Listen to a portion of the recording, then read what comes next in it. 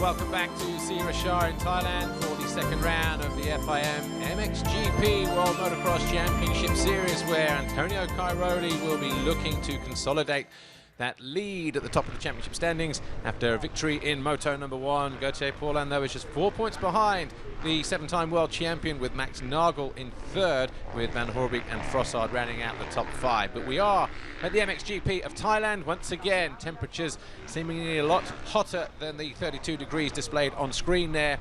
But we do have a bit of a slight breeze now out on the circuit, but it's not been there for much of the weekend.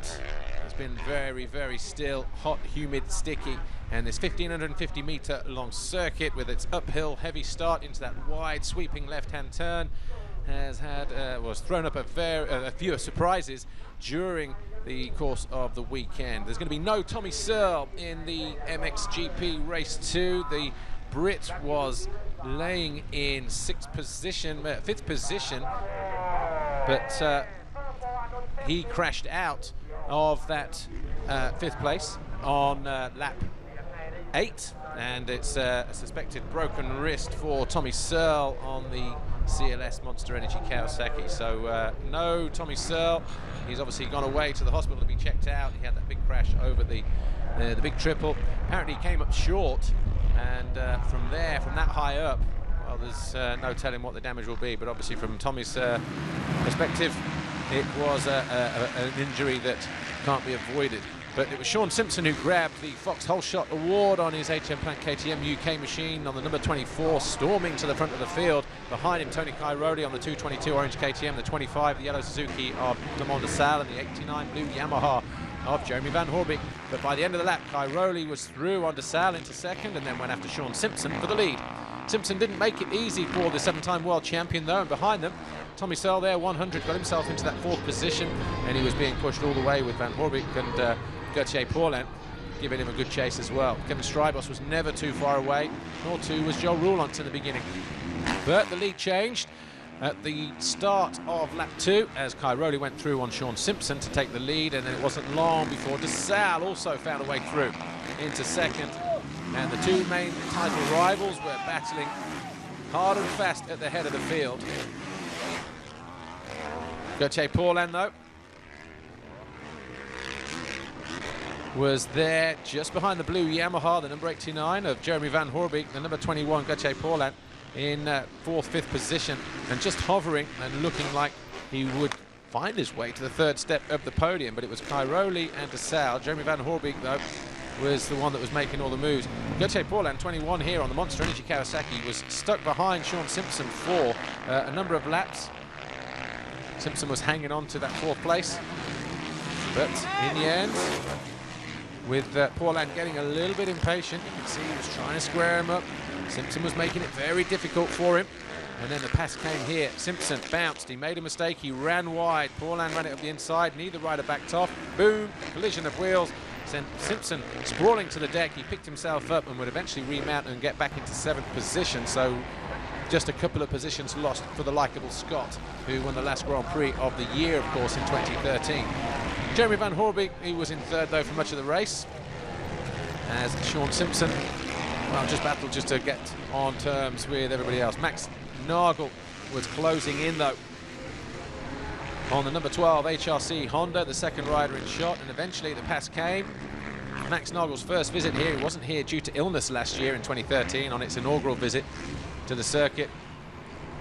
And Max Nagel fighting his way from 11th on the opening lap. Gauthier Paulin, though, came home 4th after starting in 6th.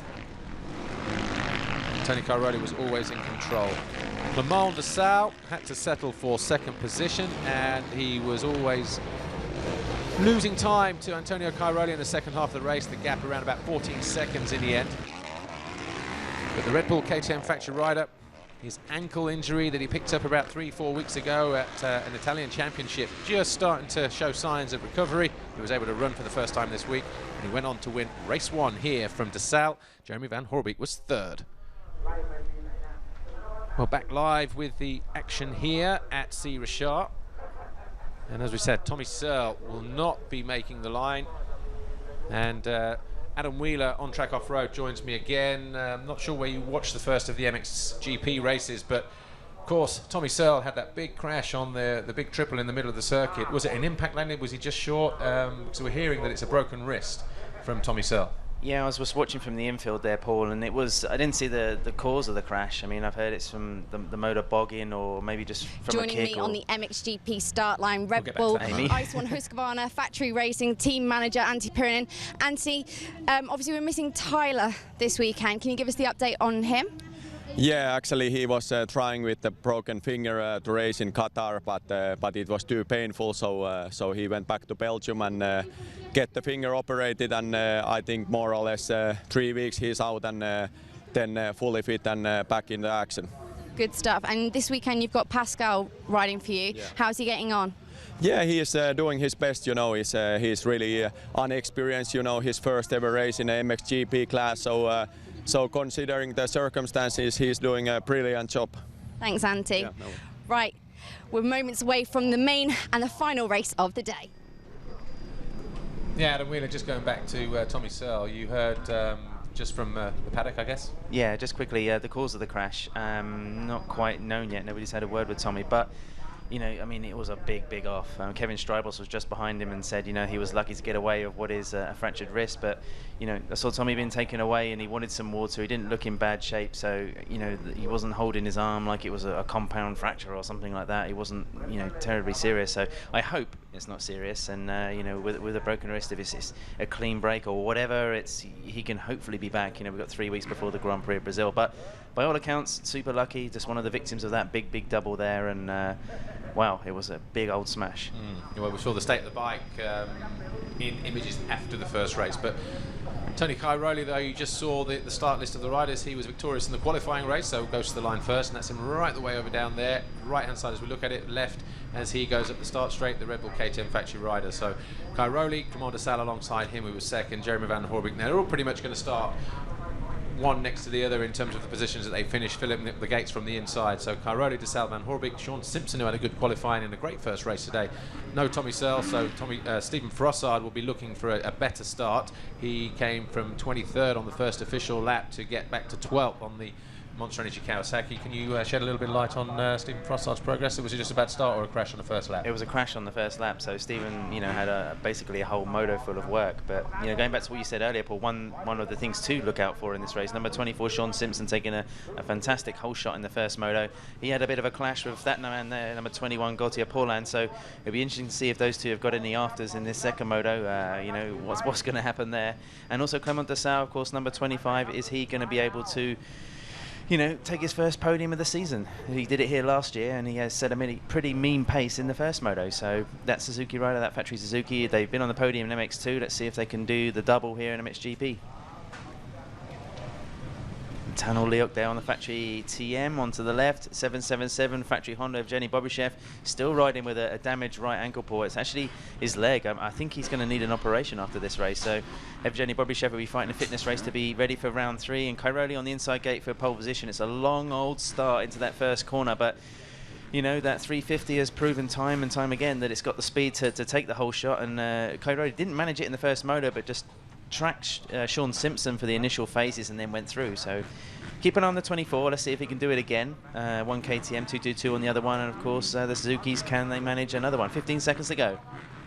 Monster Energy 15 second board is up then, and Dingo Parch, our race director, getting ready to get this race underway. But Tony Cairoli is looking to try and replicate what he did in Moto number 1 with a victory, but it'd be interesting to see how the rest of the field think about that. 5 second board has turned, the gate about to drop, and away we go now. And it's Cairoli and de Sal leaning on each other, but Cairoli gets another flying start, and he's looking good for a foxhole shot here. Van Horebeek. Van Horebeek comes from nowhere, squares off Tony Cairoli, and jumps into the lead, and de Sal capitalizes as well and goes to second. So Cairoli then in third, as Sean Simpson again gets another good start in 4th place, and he's going to be right on the left-hand side alongside pit lane as he comes in. There he is in the blue and white. And it was, I think, Ruy Gonçalves in there in 5th place as well on the bike at Cosworth Yamaha. Oh, David Philippart's got a problem there. He's just looking at the right of his bike on that He's had a few problems with that this weekend, hasn't he, in the qualifying race, and that was it. But here we are back at the front.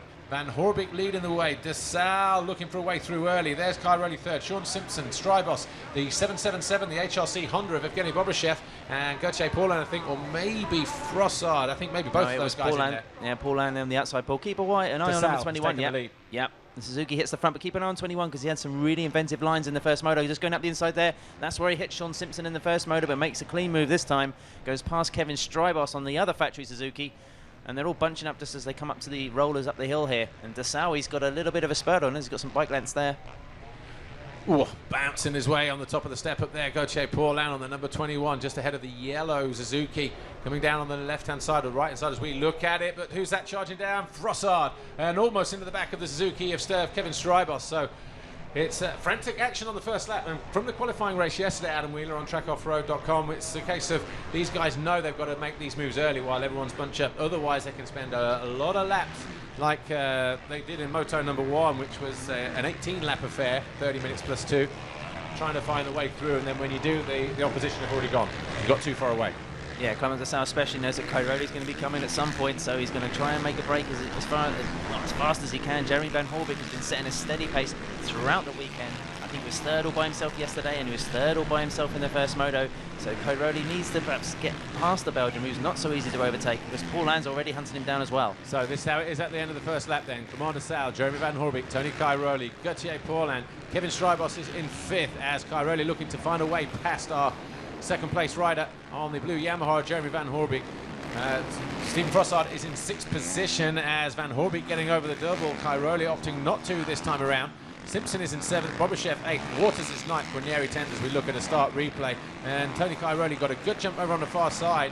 And him and Clement de Sau were wrestling side by side as they went at the start straight here. But watch Cairoli, he just drifts a little bit wide. That opens the door for Van Horebeek and de Sau. And there's the 2 Kawasaki's getting tripped up as well. Kawasaki's being pushed wide at the apex, but really cutting in tight and making up a lot more ground there, Paul. It's Strybos and Frossard just bringing up the rear of this group here. But look at de Sau starting to streak away from the Yamaha of Van Horebeek. Those 3 big ruts there coming over the last couple of waves in the background really are going to, I reckon that could be a decision-making race there. You know, we've seen guys utilising those lines, but you've seen Hurlings in MX2, for instance, trying to get out of there early and get a bit more cleaner drive. But Cairoli utilising the track as well. Doesn't want to follow Jeremy Van Horebeek. Obviously, the first rule to pass somebody is not to follow the guy ahead. So, you know, you saw him how wide he was at the bottom of the hill, trying to carry that momentum, hopefully get up over those bumps and get good drive, but he's finding a way through down here. No. Gets squeezed by Van Horebeek, but he was doubling the last 2 and was a triple-double combination dropping down into that penultimate turn. Van Horebeek wasn't able to because of that him being on the main race line and just getting caught in those bumps and not able to get the distance. Also, let's remember that these MXGP races will be learning the track in these first couple of laps. It's bumpier and rougher and gnarlier than it has been all weekend. And, you know, for me, I think Clement de Sau needs to be doing more. He's said a 49.6, but then Cairoli's on a 49.2, and de Sau is going to need to go. He's going to have to be faster because he won't make the break away from the world champion at that speed. No, and Cairoli is setting the fastest lap of the race. Still 2.5 seconds down on Clement de Sau, but first official lap recorded here. There's de Sau disappearing over the jump ahead, and Cairoli not going with the big jump. I just wonder if Stefan Everts has told his stars, because Hurlings wasn't jumping in MX2 race 2, and because of the Tommy Searle crash, I think he's just said, you know what, I've not really liked that jump all weekend long. He's not a fan, is he? And he basically, Cairoli getting pitched there on the step up. And I just wonder if he's just said, look guys, you're not going to gain much, you'll lose a lot, so, you know, put the work in elsewhere on the track and just keep it safe. We don't want to leave here in one piece. And maybe we're doing Jeremy Van Horebeek on the factory Yamaha a disservice here, because he's just set the fastest split, so he's really hunting down Clement de Sau. The gap there is a little visually closer. He looks good on that bike. Yeah, I mean, just consistently solid, you know. I mean, we saw signs of it on the factory Kawasaki last year in his first year in the Premier class. But Van Horebeek has just been, you know, Mr. Non-mistake, if I don't want to throw the commentator's curse at him, Paul. Well, you've not done that before, have you? Yeah, no track record there at all. Just trying to keep an eye on 4th because, you know, at the moment, horribly out of the picture. It's Gauthier Paulin ahead of Kevin Strybos, Stephen Frossard and Sean Simpson, Evgeny Bobrishev, who in 8th place is going to be trying to survive as long as he can on that damaged right leg. And that's Paulin just getting over the bars there, heavy landing off the triple. And the track just getting a little bit of water in there. You can see some of the softer parts, and Simpson getting all squirrely down the bottom of the hill. And Nagel now after him. Simpson actually stalled the bike coming into this section in the first motor pool. That lost him a position there to the German. And Todd Waters, the rider from Australia, in just his second ever Grand Prix, he's going for a top 10 place as well. That's him there on the white factory Husqvarna, the Red Bull Ice One Racing machine. The team owned, of course, by Kimi Räikkönen, the Formula One driver. Sean Simpson getting beaten up there. Bit of Formula One by Max Nagel there. So Nagel on the charge, and Nagel came from quite a way back in that first race. And obviously he'll be looking again. And it was one guy actually that did surprise me in Moto number 1, Max Nagel. His first official lap was 11th, but that means he was probably further back than that by 1 or 2 positions. And fought his way up into 6th and was closing on Strybos in the end of the race. But not a fan of the heat, but it's not letting bother him here this weekend in Thailand. Yeah, Nagel's a really strange rider because in the first lap or lap and a half, he can make so many positions. He can just nip inside and find little holes that not many other people can. But then he'll spend the half of the race stuck behind somebody and can't really, make a decisive overtaking move. It's one of those things I guess he needs to work on. Sun getting a little bit lower here because 5:15 local time here in Thailand, so that sun is starting to drop even more. So when the riders start coming up the hills here, you'll see the shadows being cast from their side. How that is getting longer and causing all kinds of problems for the riders when they're coming back up the hill from where they are now. Yeah, there's going to be a couple of key places, isn't there? We've still 23 minutes to go and 2 laps. So it's going to be dipping all the time. Coming up here, over there, those bumps that we can see, the riders aren't necessarily going to see them. They're just going to be going from memory, knowing that they're there somewhere. Philippart's out again. He's going to be so disappointed on the DB19 Racing Yamaha. In his own team, of course, this year. It's a long way to come, isn't it, to pull out and not even get any points. Yeah. Didn't score in the first race. Jake Nichols, by the way, 16th, and his teammate 15th. Both of those not finishing the first moto. Nichols with a big crash. We assume the way that he was picking himself up and a little bit dazed on the second lap of moto number 1, but he's there in 16th on the Wilvo Fork-Rent KTM. I tell you what, Paul, he said that Clement de Sal needed to go quicker, and he's actually, setting the pace at the front. Everybody doing pretty much same lap times within 1/10. So, de Sal hasn't... Well, he's got nothing to lose, has he? No. At the end of the day, he went out in the first race, decided, okay, I've followed Cairoli, and, it didn't work. But here he is, like I say, setting the pace at the front of the field.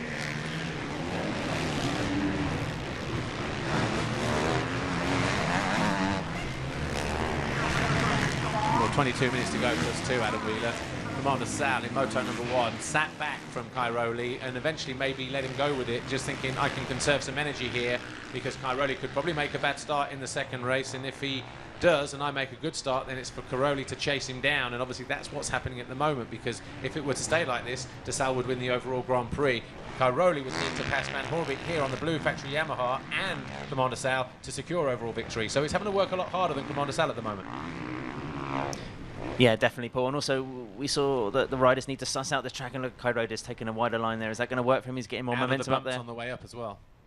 Yeah, he's such a smart rider, isn't he? I mean, you don't win 7 world titles for being, without being versatile and being able to adapt to circumstances. And how many times have we seen Cairoli come back from, what would seem a 4 or 5 second deficit, and in the last, 2, 3, 4 laps of a race, being able to close down an opponent and take the victory. But at the moment, because he won the first race and Clement de Sal finished second, Paul, then, if they finish the way they are, if the checkered flag drops now, then Clement de Sal is going to be the overall winner here, which will be a pretty startling comeback after what was a fairly mediocre performance last week in Qatar.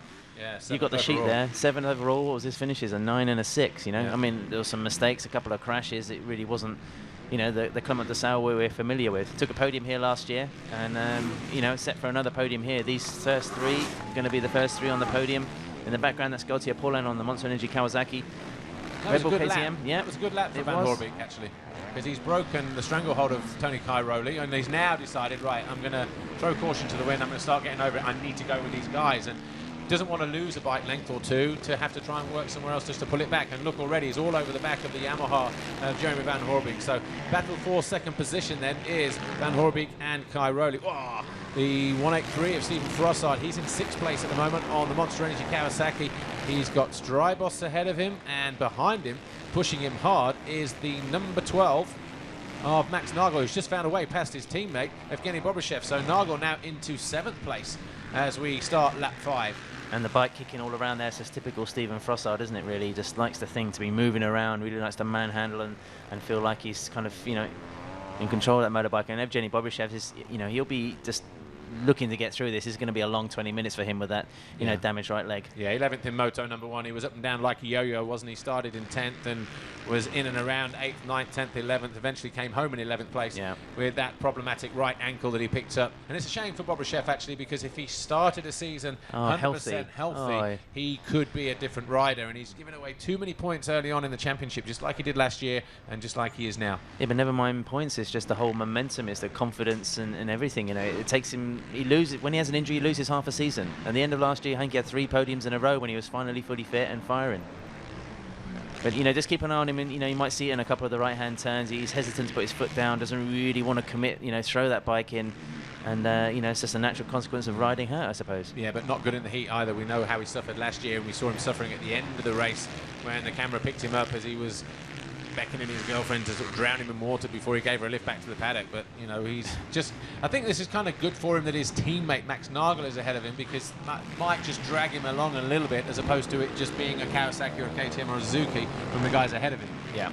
Absolutely. Psychologically, you know, both on the same bike, both in the same team. A lot of Honda staff, big wigs here this weekend in terms of, you know, top HRC management. They've got 8 engineers as well working for them, 2 suspension guys, engine guys, and everybody else. So there's, you know, it's a big project for HRC in 2014. But they picked the wrong race to come to. If they come last week, it would have been a podium result. But you know, the guys just haven't managed the starts, have they, today? Not really.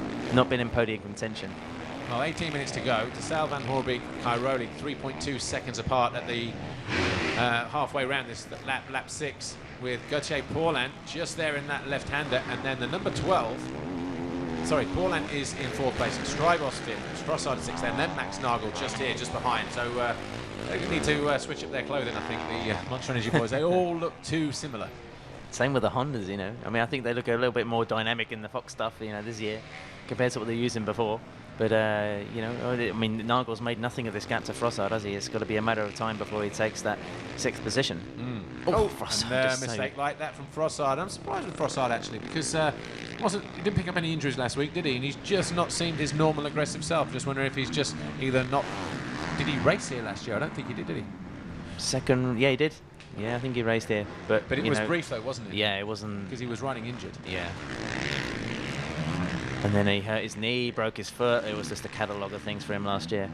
Well, let's give you a quick rundown then as they come over the line. 6 laps gone. Commander Sal, Van Horebeek, Cairoli, 3.5 seconds apart. Then it's Gauthier Paulin on the number 21. Then the yellow Suzuki of Strybos in 5th. Frossard is 6th. That's who we're looking at on screen now, with the red Honda of Max Nagel, number 12, all over the back of him in 7th, the German.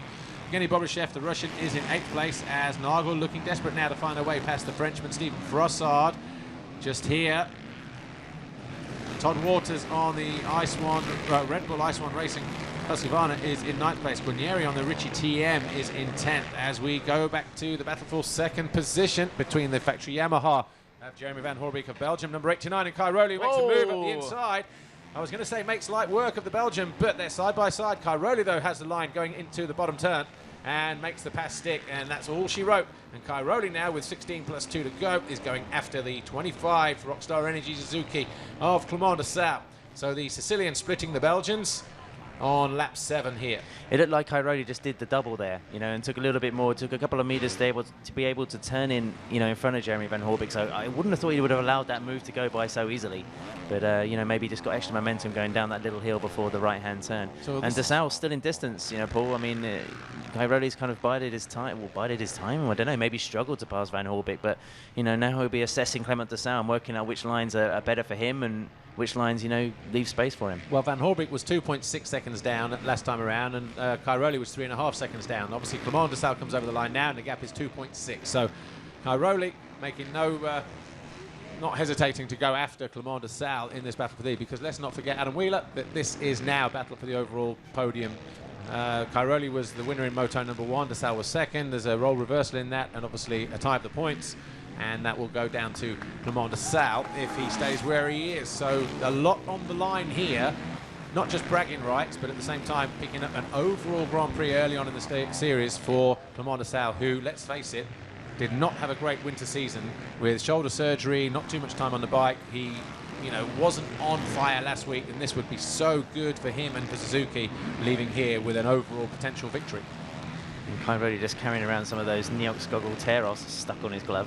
But you know, it'd be interesting afterwards, Paul, because you know, if DeSalle wins this and Cairoli doesn't, then Cairoli I think will just chalk it up to another, you know, good point gain towards the championship. Whereas if the roles are reversed, you know, and Cairoli manages to pass DeSalle and win this, then I imagine the Suzuki rider is going to be fuming, because you know, he's in a superb position to win this Grand Prix. He really just has to try and fend off Cairoli as long as he can, and just try to have something physically able in the tank to make a fight of it, you know. Put Cairoli off, bulk him, I don't know, send him wide or something, just rattle him a little bit. Otherwise this race is just going to be, as we saw with Jeffrey Hurlings earlier, just done and dusted.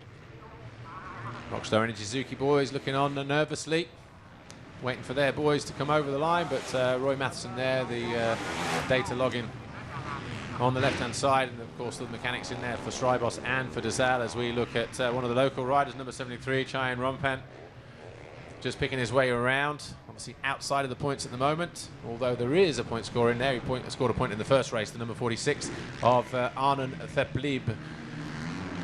But he's about to be lapped from these guys here, number 25, Clement DeSalle. That gap 1.97 seconds now. Absolutely nothing in it between the Belgium here, Rockstar Suzuki, and Tony Cairoli, Red Bull KTM. So they're still a couple of seconds clear now of Van Horebeek, who's looking good for a podium here overall this weekend. Half the moto ahead, Paul. What's your call? What's going to happen here? It's a long way out, Adam. Come on the spot. What's going to happen? I mean, DeSalle's looking very comfortable, very smooth. You know, it's second major race back since breaking his shoulder over the winter. But for me, Cairoli was just too quick, too good in that first moto. The thing that's going to be exciting is how and where he makes that move. Yeah, and he has had to work a little bit harder, but we're just seeing the rapid gains that Cairoli is making. You know, it's one thing to catch somebody, it's another to pass them. But, you know, nice little inside lines like that to DeSalle's, you know, uncertainty when he reached the corner, and then quick as a flash, look, he's whittled it down to a couple of bike lengths, and he's been quick there all weekend, Paul. Yeah. Sorry to cut across you, like we said with Van Horebeek a minute ago. He's just got that section of the track dialed in, and like really brings him right up to the rear wheel. Van Horebeek is not out of this. Look, third rider in shot there at the top of the hill is Van Horebeek. So there's not a lot in it. 3.9 seconds. I think actually Van Horebeek may have just closed down a little bit on that particular lap. Well, he's quicker than Clement DeSalle at the moment, so you know, DeSalle's been consistent with his lap times, but it's a question of which of these three can actually pick it up a little bit more and make a nuisance of themselves. Well, here's the scenario. Clement DeSalle currently leading the overall classification of the Grand Prix with a second and a first to Cairoli's potential win and second. Jeremy Van Horebeek at 2/3 if he stays where he is, third in Moto 1 and third currently now in Moto 2. However, Cairoli goes and takes the lead from Clement DeSalle. That puts Tony Cairoli on 2 wins. And if Van Horebeek finds a way past Clement DeSalle, that bumps DeSalle from a potential overall victory that he's looking at here to third, because Van Horebeek would take second on the 3-2-2-3 combination. I can't see it happening unless DeSalle gets mugged by Cairoli and just, like, you know, has a bit of a breakdown for half a lap, you know, trying to get his composure back. Sector 2, more speed. Mark Verpaulen, that's the board for Clement DeSalle. But Clement DeSalle, though, he's got his hands full here. 1.5 seconds clear of Cairoli. And Van Horebeek closing in third. Paulin is fourth. Strybos, the second of the Zuzukis, in fifth. Max Nagel still on the charge in sixth, though, for Honda.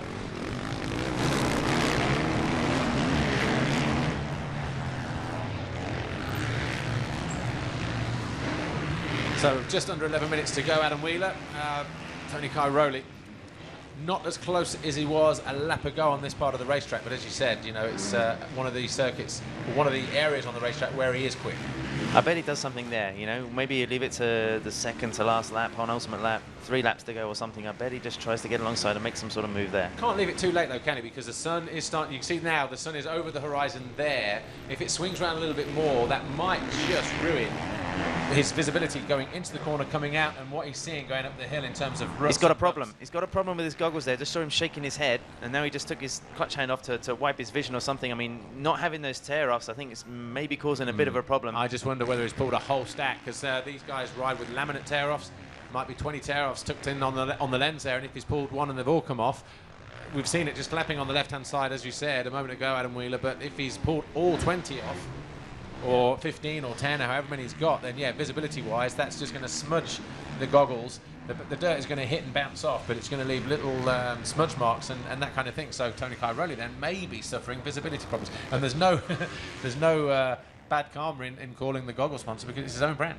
Yeah, he can't yell and shout at anybody after that one. But it's cost him a second at least on that lap there. Yeah, well, 2.7 seconds the gap between him and DeSalle now, so that's given a little bit of breathing space as to DeSalle. And DeSalle, I think, riding, I don't know, just so consistently, Paul. I mean, it's... I was just trying to see who was in there amongst Kevin Strybos, which is local back markers. DeSalle, Sector 1, fastest, 33.9 compared to the 34.1 of Tony Cairoli. Paulin. He's there in 4th. Strybos just starting to close. Or is he? No, he's keeping it pretty static in 5th.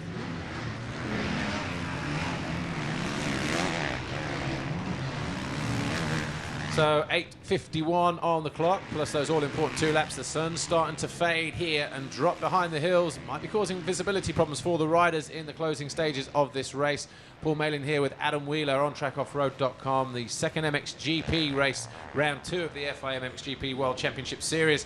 We're in Thailand at the circuit of C. Richard. Clement DeSalle is now 2.7 seconds clear of Antonio Cairoli with Van Horebeek. Another couple of 3 seconds further back in 3rd. Gauthier Paulin just here on the Monster Energy Kawasaki, number 21. The Frenchman is in 4th place as he heads downhill, and the guy at the top of the hill behind him, looking like he might be closing ever so slightly, is Kevin Strybos, although his lap time last time around, was he about half a second slower than Paulin, but let's see if he whittles that down this time around. Max Nagel on the factory HRC Honda is in 6th position ahead of his teammate Evgeny Bobryshev in 7th. Stephen Frossard, teammate to Paulin, is in 8th. Todd Waters on the Red Bull Ice One Husqvarna is 9th, and Davide Aguilera on the Ritchie TM is in 10th ahead of the bike at Cosworth Yamaha of Ruig on Salvis and the 24MX Honda of Xavier Bourg. Matis Caro is in 13th on the Wilvo Fork Rent KTM with Sean Simpson, HM Plant KTM. He's dropped down the stone like a stone, hasn't he? Down to 14th place ahead of Roulant, Nichols, Just, Rauschenecker, Tano Leok and Lemon Gercher. Adam Wheeler, Clement DeSalle wasting no time getting to the front of the field on the very first lap of this race, and he's looked pretty good there, but Tony Cairoli's pulled another half a second back. That gap now down to 2.2 seconds. 7 minutes 20 plus 2. There's still a lot of laps to go in this second MXGP race, and the tide could possibly be swinging back to Antonio Cairoli, although we think he might have visibility problems in the fact that he might not have any tear-off should he get onto the rear wheel of Clement DeSalle, and that might be the deciding factor in this race. Yeah, heavy landing just there for Gauthier Paulin. Paul in this fight for 4th position outside of the top 3, who have been pretty much untouchable when it comes to pace this weekend. But you know, what you can't really see through the TV cameras is out there, it's pretty dusty. There's a real sort of like haze in the air. Maybe you can see just from the light there of this kind of early evening in Thailand, and it's maybe that's the problem. You know, Cairoli especially might have some dust inside his goggles. Every time he's moving around, hitting the bumps, doing the jumps, it's going to be rattling around and maybe proving a bit of a distraction. But you know, he's only got 2 seconds to cut down to Clement DeSalle, as we can see here. I mean, that is capable enough. And you know, if anybody's going to have the kind of onus and the desire to make a move here, it's going to be Cairoli, because DeSalle can only be defensive, but he's been riding the same lines consistently, lap and lap and lap. Watch him go wide here and just clip off onto that first double of the lap. Pulled it back a little bit, 1.7 now the gap. So Cairoli, whatever his problems were a couple of laps ago, he's found himself back into the wheel tracks of Clement DeSalle. And Tony Cairoli, Red Bull KTM Factory Racing, just here, looking at going for a win. Is that Paulin or Frossard? Frossard in the pits. So Frossard then, where was he up to? He was in there, wasn't he? He was around about 7th or 8th place, 9th place, something like that, because Waters now 8th, Guarneri 9th, Gonçalves 10th. So yeah, so Stephen Frossard out with what we can only assume is a technical problem with that Kawasaki. Here comes the move, Paul, here comes the move. I think, you know, this is the inevitable, isn't it? Cairoli's going to make a real go at this. What has Clement DeSalle got? Will Cairoli get closer on this triple down the hill and then into that left-hand turn? Keep a watch on here now. Yeah, Cairoli going for the 1-1. Can't see the pass here at the end of the straight, but out of the next left, possibly. DeSalle's going to protect the inside. Got no choice to, but out of this little step down and into the right and up the hill. That's where Cairoli's fast. Look at him already setting the line up. Goes a little bit wider, but just goes too deep. Tries to get out early, but he's got a driver mistake there from Clement DeSalle. Side on the by inside. Side. No, he pulls out of the step up, thinking that DeSalle was going to cross lines. Oh, and a mistake from DeSalle. So DeSalle then just buries the front end at the top of the hill. And that rattled him, didn't it? I mean, there's no immediate fight back here. And Tony Cairoli, well, that was an easy pass in the end then. He bailed out of the challenge as Sylvain Gabors looks on. That's a stoic face if ever you see one, isn't it?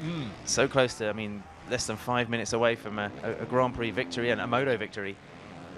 Clement de Saux, I mean, maybe he's hit a bit of a wall, you know. It's there's no retaliation there. There's no, I don't know. 5 minutes to go at the end of this race. Let's not forget, Paul, that he still, you know, needs to come back to 100% fitness. Cairoli getting closer. A mistake there from Cairoli as well. Almost took the front end over the top of the berm and lost the front there, but that would have been disastrous for the Sicilian. But yeah, but he wants to do one lap and win it, doesn't he? He wants to break it. I mean, if he wants to look around now, he can probably see that he's won the Grand Prix. Clement de Saux's not even within 2 or 3 seconds. Well, it was 2.7 as he came over the line, and that's already doubled. I think, you know, de Saux now has probably thrown in a towel, just gone, okay, I've hung it out there as long as I can.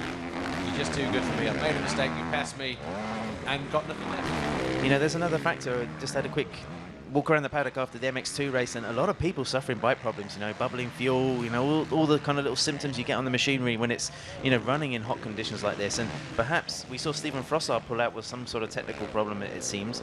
So maybe Clement de Saux as well. Just wondering as well, though, is that there didn't they have problems with their own race fuels in Qatar in terms of they had to use provided fuel, or was it that they use their own hand? They've had to have provided fuel here because of import? Yeah, there's a higher octane level. I mean, there's a gentleman's agreement with the FIM and the teams outside of the rules for this special event, just because of the restrictions of importing the fuel to Thailand. So, you know, I think it'll be back to normal and the normal spec stuff for Brazil. But yeah, the bikes are running slightly different grade material this round.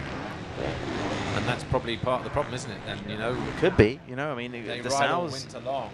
You know, I wouldn't have thought that's a bike problem, because he's just been doing the same kind of rhythm after every. I mean, this lap time. I mean, the last lap was 5 seconds off, suppose. So maybe you have called it right. There is maybe some little hick with the Suzuki. Yeah, just had to drop the elbow there to get past that KTM banner just on the top of the hill. But de Saux, body language now just says non-aggressive.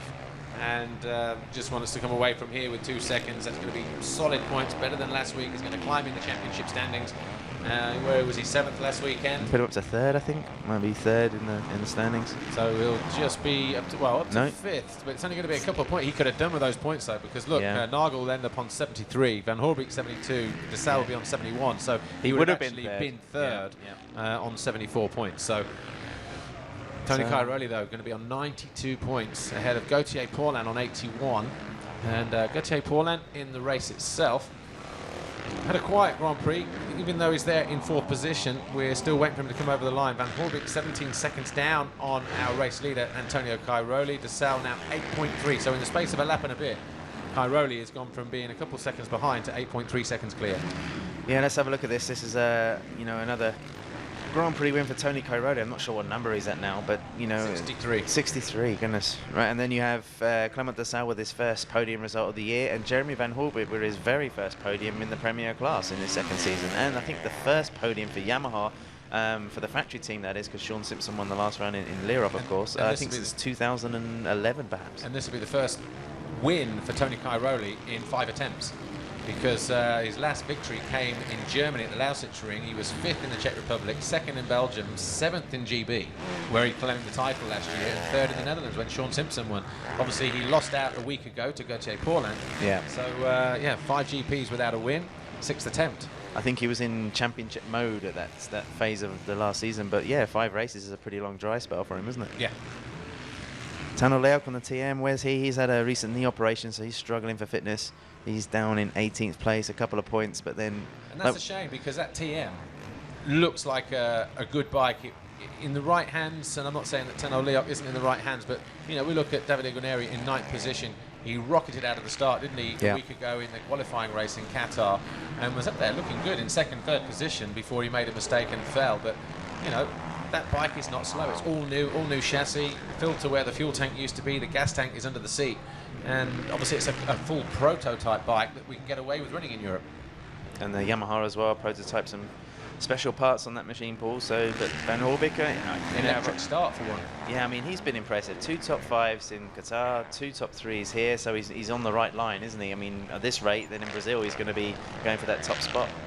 Yeah, here is Guarneri just at the top of the hill in the green helmet. At the bottom of the hill there, Todd Waters in 8th, the Australian. Is that the best for him, Paul, after the first Grand Prix? Yeah.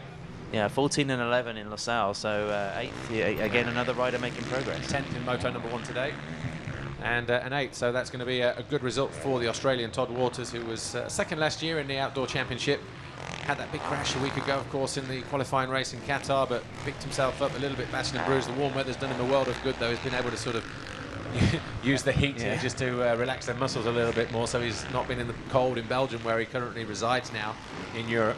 Davide Guarnieri, as we said, the TM Ritchie racing rider, a former 4th place finisher overall in the championship. Was that Strybos on the outside there, Paul? Has he got a problem? Strybos. So Strybos was 7th. Waters has already gone through in, and so Strybos dropping to 8th place. So I wonder if he's hit the wall. Well, that is Paulin, 21. And Nagel's gone through on him.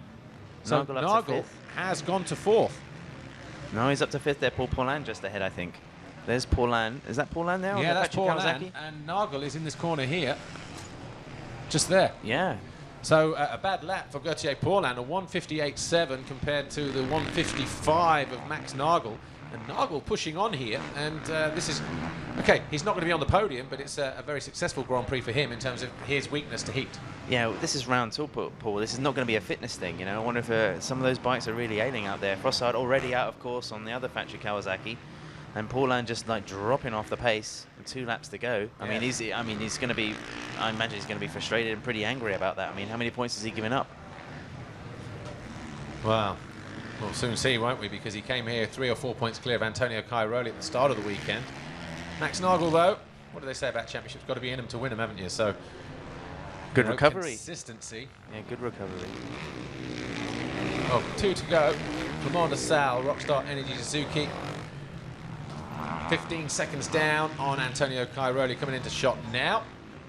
And this will be good enough for 2nd overall this weekend.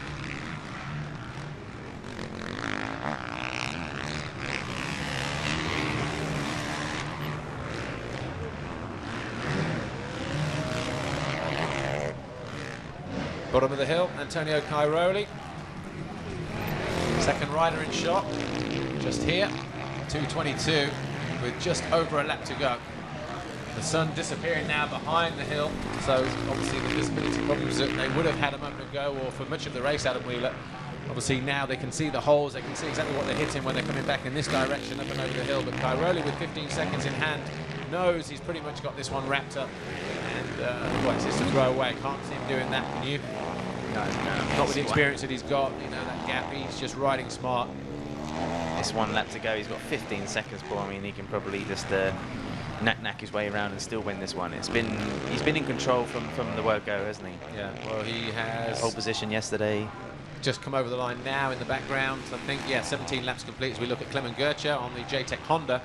Last year's MX3 World Champion, of course, now a defunct series, but the Slovenian, just first time riding here, of course. He's now in 19th position, but Cairoli is over the line already. We're still waiting for Clement de Sal. It was around about 15, 16 seconds, wasn't it? It's now 17.9. Jeremy Van Horebeek not too far behind in 3rd.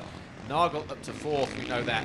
With Paulin in 5th, Bobryshev 6th, Waters 7th. This was before they all come over the line. Obviously, there's going to be a considerable amount of time between these guys. Bobryshev 6th, Waters 7th, Guarnieri 8th, Rui Gonçalves. Decent ride for him. Best ride of the year so far for the Portuguese rider in 9th. Xavier Borg 10th, ahead of Sean Simpson. Just as we're looking at the leaderboard, I mean, we always say how good this guy is, but on a day when it has been hard on the machinery, let's also, you know, give a clap to the KTM guys, because that 350, you know, that factory bike, because when have we seen it have a problem? I mean, hardly ever, has it? Natalie Basin last year when he did the massive over-rev on the celebrating ceremony, and then it DNF'd on him, expired on him in race 2. But that's the only time that I can recall him going out with a mechanical on that 350 since, what, 2010, since he started riding it. And that's completely his fault. So, yeah. And he said he didn't want to make the mechanics change the engine between the motos because they were too busy sipping the champagne from a championship win. So you can forgive that one. But yeah, of course, riding without a teammate, you know, Antonio Cairoli, see if Ken Didike can be back for the Grand Prix in Brazil or Italy. But even Didike, in terms of information and that kind of thing, Didike's on a 450, Cairoli's on a 350, always has been, the only one in the team, apart from when Rui came back that same year, coming into MX2 for the first time, but he was injured, wasn't he? So I won't say that he wasn't much cop as a teammate in that respect, but, you know, 2 corners to go, though. Antonio Cairoli up on the pegs. 1 little single to go, final turn, and just like his teammate in MX2, Tony Cairoli is going to make it a 1-1 double and a back-to-back victories here in Thailand. He takes the second moto win in the overall Grand Prix here at Sirachar, and Cairoli extends his championship lead that he took over after winning the first race. So a great day for Red Bull Factory KTM in MX2 and MX1. Adam Wheeler, thanks ever so much. Just a quick recap, just real quick, how do you see the weekend so far? Well, as a result of MX2 and MX1, MXGP. It's been a KTM domination, hasn't it, Paul? I mean, Amy's going to grab Tony here, but yep, the world champions firmly back on force. It's the end of a very long day, but a deserved Grand Prix win. Yeah, I'm very happy, you know. The track was very, very hard and also very hot, so I ride good. My technique was coming out today, and I could save some energy and then attack in the end. So I'm very happy for this, and we will see you in Brazil in a few weeks. Thanks, Tony. Tony Cairoli then wins his first Grand Prix since Germany back middle of last year. So a welcome return to the top step of the podium for the 7-time world champion. He was 3rd overall a week ago in Qatar, so since Germany he's been 5th, 2nd, 7th, 3rd in the Netherlands, 3rd in Qatar, and a winner here. So pretty overdue for Tony Cairoli and Red Bull KTM Factory Racing, but hey, got to be in it to win it, as they say. 2 wins here today. He has outshone everybody else and done exactly what he did almost 12 months ago around this very tough circuit. Tough because of the nature of the ground, but more so for the hot, humid conditions out on the racetrack. But Tony Cairoli then, Clement de Sal, Jeremy Van Horebeek unofficially 3rd, Max Nagel, a great ride for him in 4th, has to be said. Evgeny Bobryshev, his teammate, even better. So the Hondas 4th and 5th. And Todd Waters gets to 6th in the end for the Red Bull Ice One Racing Husqvarna factory squad. The Australian, his best MXGP result in the 4 motos that he's currently raced. 7th, and again another surprise for Rui Gonçalves on the bike at Cosworth Yamaha. And Davide Guarneri on the Ritchie TM will come home in 8th. Gauthier Paulin faded to 9th, and we're not exactly sure why, but suddenly dropping off the pace significantly in the closing stages of the race. And here is the result now with the Xavier Borg in 10th place. So Cairoli, de Sal, Van Horebeek, Nagel, Paulin, Bobryshev, Waters, Guarneri, as you can see on screen, and the rest of the guys, with Sean Simpson, HM Plant KTM UK, picking up decent points in 11th, but so too Joel Roulance on the J-Race Honda, Mattis Caro in the points as well on the Wilvo Fork Rent KTM, Strybos, another rider. So we're just wondering whether there were just 1 or 2 mechanical issues in the closing stages of the races here.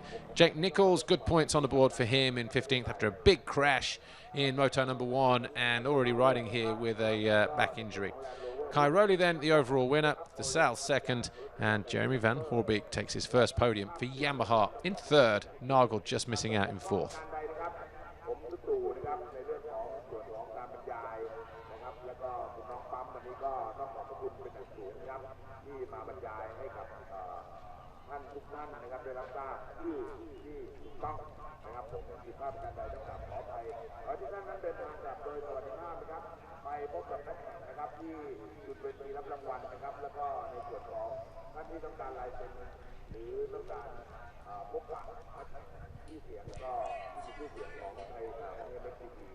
So Fox whole shot awards then. We've got well, Strybos, Simpson, Van Horebeek. We've had 4 races. I wonder where the 4th one is, but 2 from last week. Simpson in 1 race, and well, there's Van Horebeek. It was Simpson in the other. It was Strybos was the other one, isn't it? So there are 4 guys tied on points from the 4 races. So 4 guys in with a shout at winning €10,000 for the Fox Whole Shot Award. Beautiful sunset here, just like it was in Qatar, due to the part of the world that we're in. But look at that, Cairoli goes from 3rd to 1st, Nagel stays 2nd, Paulin drops 2 to 3rd, and then everybody else, the next 4 riders climb a position at the expense of Stephen Frossard. And of course, Tommy Searle, who didn't start the 2nd race, a broken wrist or a fractured wrist at the very least for the Brit, Tommy Searle, who drops to 14th place in the championship. Simpson hovering just outside the top 10 with Waters in 9th.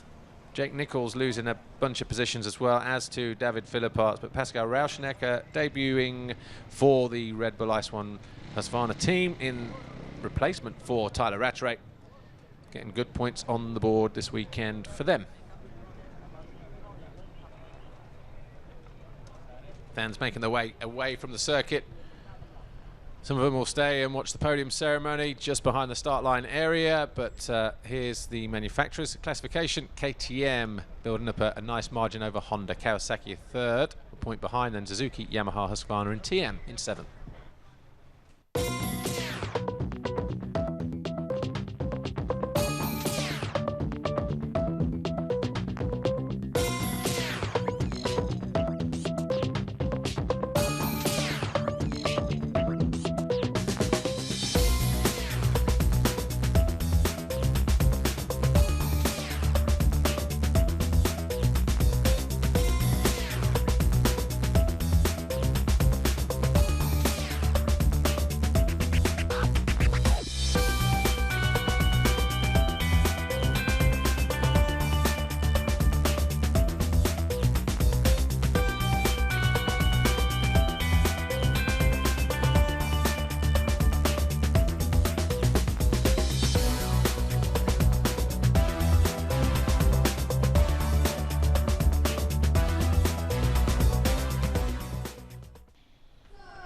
Podium time then here, the MXGP of Thailand, Siraj Sharp.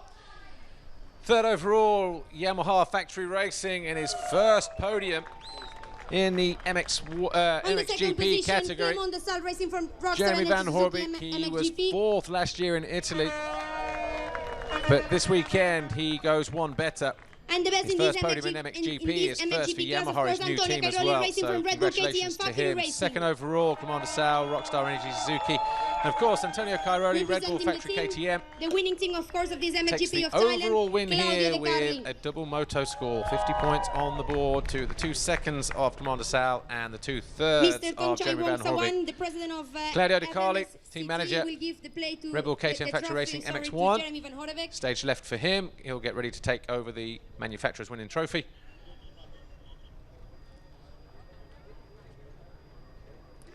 For the second position, Jeremy Van Horebeek receives his third place trophy. Tongshai Wangshuan doing the honours here this weekend. Second place trophy to Commander Sal. Meapin Somprasong from PTT, and then we've got Antonio Cairoli, the overall winner, Red Bull Factory KTM, or KTM Factory Racing to give it its proper title. 2 Thai Grand Prix victories for Antonio Cairoli.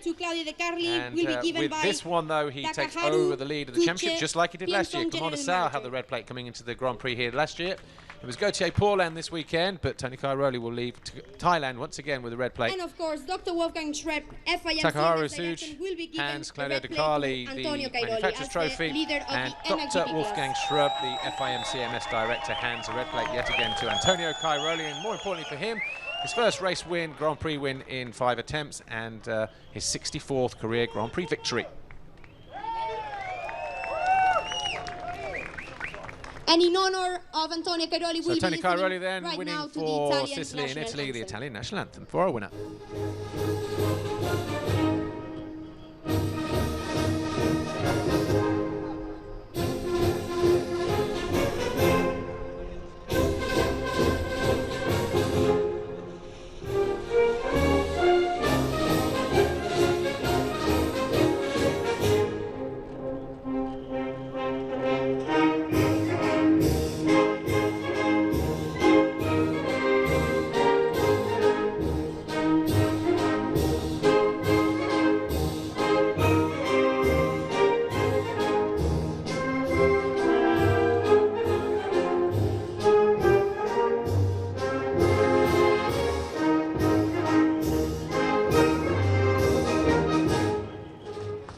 And for Austria, winning manufacturers this weekend, the national anthem for KTM. For KTM.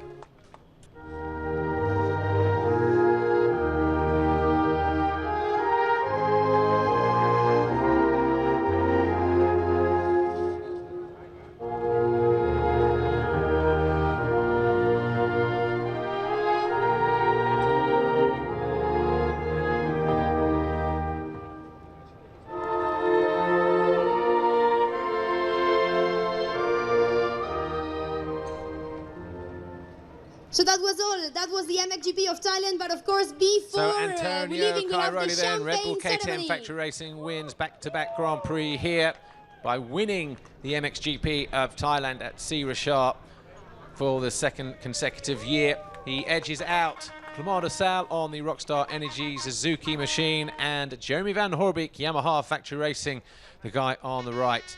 It's been a tough Grand Prix here. It's been hot, it's been humid. The track has been gnarly and technical, and it really did sort the men out from the boys. And with that victory this weekend, Antonio Cairoli takes over the lead of the championship to the tune of 16 points now. Max Nagel stays second. Gauthier Paulin drops to third, with Jeremy Van Horebeek climbing to fourth.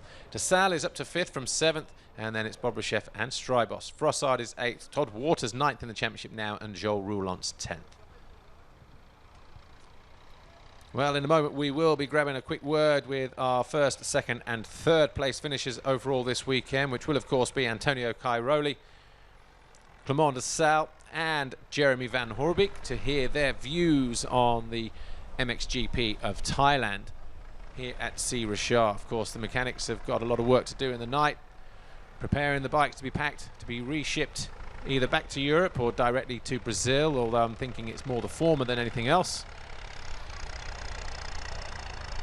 So it's going to be a late night for those guys, and mostly flying back tomorrow as well. So some guys are going to be heading back to Europe for National Championship. For the guys at home, it's the Maxis British Championship down at Landrake in Devon.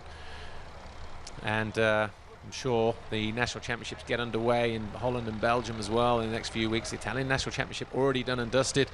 So if you're living in those parts, make sure you get yourselves down there to watch continued action at a racetrack near you. But it's been another successful Grand Prix here in Thailand, in both MX2 and MXGP, as the sun sets here at Sea Richard. Fans will be reflecting on the latest visit from the travelling circus that is MXGP. That sun is starting to set pretty quickly. You can almost see it, look, against the line. So we've not got a lot of daylight left here. And that's not time-lapse, that's real time. So we'll be running out of light here as we... Somebody doing push-ups in front of a GoPro, bless her. Not even sure that that's working, but it is. Smile will make you famous.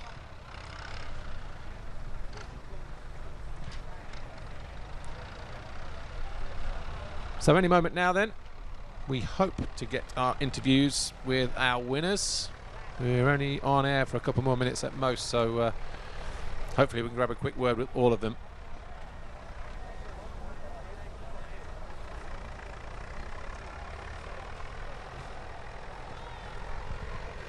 Well, just being told now then there's no time for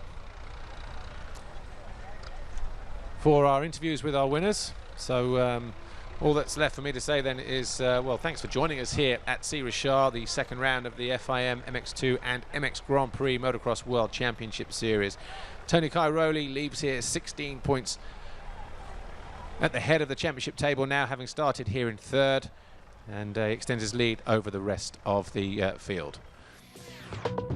Well, before we go though, we will leave you with some of the best moments once again from the MXGP of Thailand here. It was a great day for that guy, Tony Cairoli, bouncing back with double race wins and of course the lead in the championship. An inconsistent day by comparison to what he had a week ago for Gauthier Paulin, finishing overall this weekend in fifth. But for Tony Cairoli though, Clement de Sal, Jeremy Van Horebeek, first, second and third this weekend, and not doing their championship aspirations any harm at all. Well, that's it. We'll see you in 3 weeks' time when we go to the MXGP of Brazil. Bye for now.